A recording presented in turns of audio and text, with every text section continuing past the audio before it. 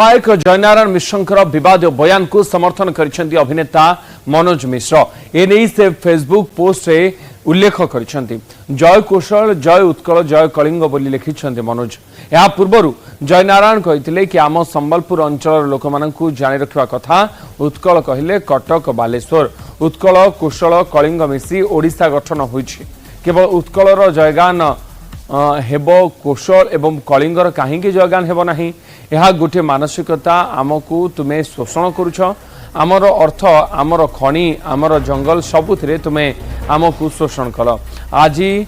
Cultural भी आमको अवहेला करने को चाहूँगी। यह कि प्रकार कथा आम ओडिशा प्रदेश मिसिलु ओडिशा प्रदेश मिसिक आमर सबुठ बड़ भूल है बोली जयनारायण कहते जहाँ सांबादिक सम्मेलन कर कड़ा समालोचना करछंती बीजेडी मुखपात्र लेनिन महांती मंत्रीपद मिली नथिबारु राज्य को विकसित नुहे विखंडित ओडिशा करने को जयनारायण चाहूथिबार अभियोग करछंती लेनिन।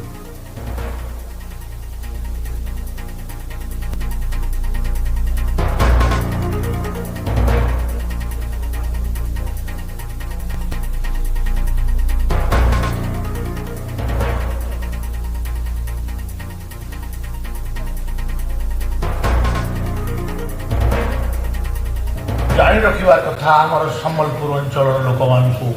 जे उत्कल कहले कटक पुरी बालेश्वर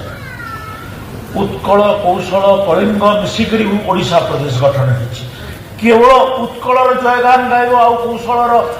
कलिंगर कौन जयगान हम ना गोटे मानसिकता आमको तुम्हें शोषण करुच आमर आमर अर्थ आमर खनि आमर चाष आमर जंगल सबुथिरे तुम्हें आमको शोषण कल चाकरी बाकरी सबुथिरे आज तुम्हें से कल्चराली भी हमको एक्सप्लोट करबा लागि तुम्हें चाहूछ। जो दल ओडिया अस्मिता उपरे एते प्रश्न करुतिले एते कथा कहूतिले एते वक्तव्य रखुतिले आज भारतीय जनता पार्टी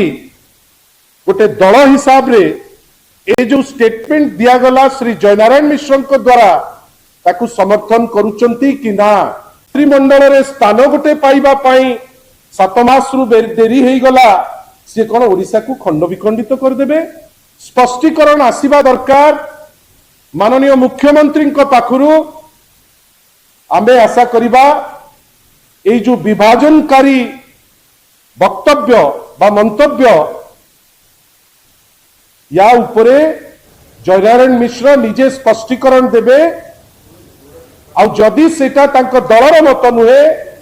आ जदि सेटा माननीय मुख्यमंत्री कौन कहउचंती तापरे से क्षमा प्रार्थना करिवे समग्र ओडिशावासी पाखरे।